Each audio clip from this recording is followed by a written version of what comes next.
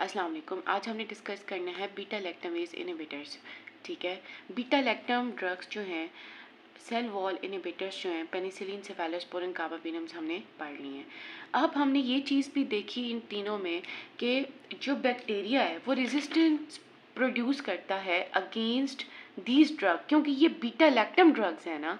ठीक है, तो वो इन सब के अगेंस्ट क्या प्रोड्यूस करेगा? Beta lactamase enzyme.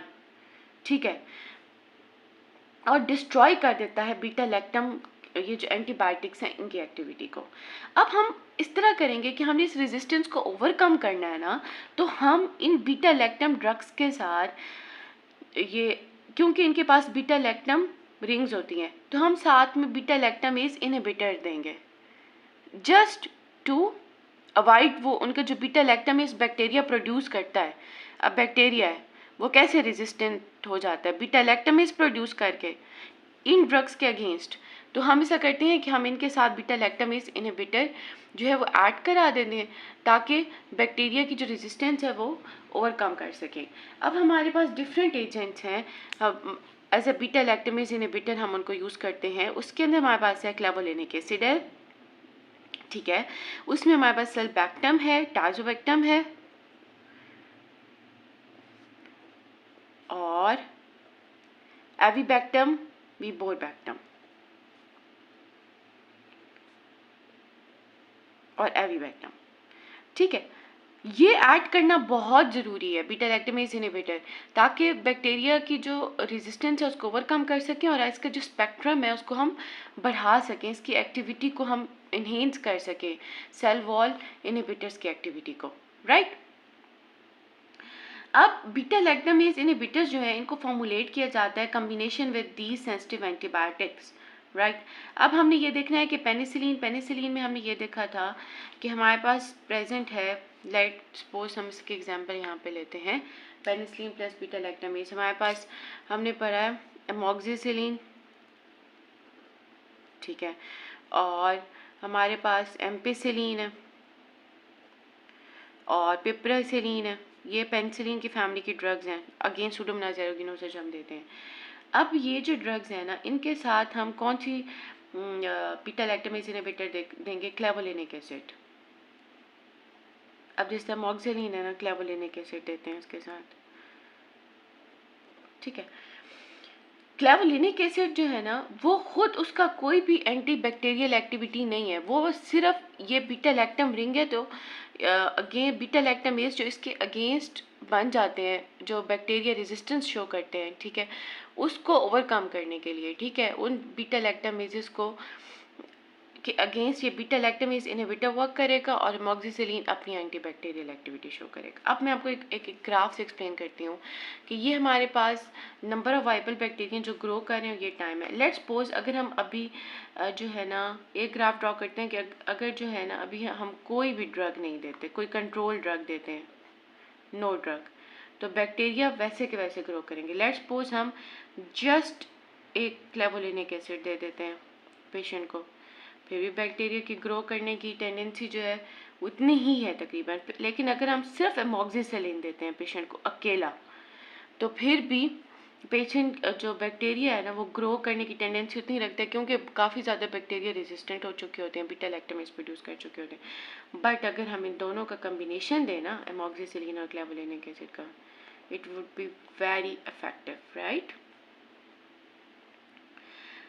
ठीक है, तो ज़्यादातर इसके साथ क्लेवोलिनिक एसिड के साथ बैक्टम जो है वो हम ऐड करते हैं पेनिसिलिन की ड्रग्स के साथ। ठीक है, फिर हमने देखना है सेफेलोस्पोरिन और बीटा लैक्टामेज इनहिबिटर्स।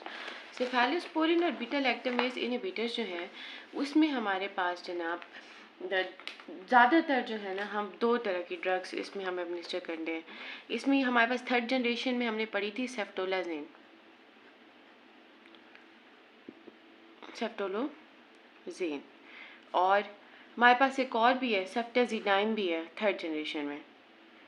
ठीक है, इनकी बहुत ब्रॉड एक्टिविटी होती है, वैसे अकेले में भी against gram negative species and बहुत ज़्यादा एनारोब्स के अगेंस्ट, बट ऑफ कोर्स जो है वो बीटा लैक्टामेज प्रोड्यूस कर देते हैं जो बैक्टीरिया है अगेंस्ट बीटा लैक्टामेजेस अगेंस्ट सेफेलोस्पोरिन्स। ठीक है, अब हमारे पास जो जो है ना सेफ्टोलोजीन, इसके साथ हम ऐड करते हैं tazobactam, that is beta lactamase inhibitor. और इसके साथ जो है हम एविबैक्टम ऐड कर देते हैं, that is also beta lactamase inhibitor. अब आपने ये चीज़ याद रखनी है कि ये आईवी फॉर्मुलेशन में आती है ये ड्रग, ठीक है। और ये ट्रीटमेंट ज़्यादातर जो रेजिस्टेंट स्पीशीज़ होती हैं ना, एंटेरोबैक्टीरियाई और सूडोमोनास एरोगिनोजा की, उसके अगेंस्ट हम इसको देंगे, एंटेरोबैक्टीरियाई के, ठीक है। और इसके अलावा इसका जो है ना ग्राम पोटेंशियल और एनारोबिक एक्टिविटी जो है वो बहुत ज़्यादा लिमिटेड है। और इसकी जो इसके कम्बिनेशन है, इसकी एक्टिविटी जो है beta lactamase producing bacteria, specially extended spectrum जो बीटा लैक्टामेजेस होते हैं ना, उनके अगेंस्ट इसकी एक्टिविटी अच्छी है, ठीक है, उसका हम कंसिडर करते हैं। अब सेप्टेजिडाइन और एविबैक्टम जो है उसको हम देंगे, it has broad gram negative activity, gram negative bacteria के अगेंस्ट इसकी एक्टिविटी जो है वो बहुत ज़्यादा ब्रॉड है। ग्राम नेगेटिव की सारी स्पीशीज़ जो रेजिस्टेंट होती हैं टू अदर ड्रग्स, उसमें हम इसको कम्बिनेशन देते हैं सेफ्टेजिडाइम और एविबैक्टम का, ठीक है। इसको हम कंसीडर करते हैं हर तरह के बीटा लैक्टामेजेस में, मतलब एडिशन ऑफ एविबैक्टम जो है, अगर हम विद दिस एविबैक्टम सेफ्टेजिडाइम, तो hydrolysis against broad spectrum of beta lactamases. अब बीटा लैक्टामेजेस की टाइप्स होती हैं AMPC, ये जो है सेफेलोस्पोरिन के अगेंस्ट बीटा लैक्टम प्रोड्यूस होता है, एक्सटेंडेड स्पेक्ट्रम बीटा लैक्टामेजेस, ठीक है।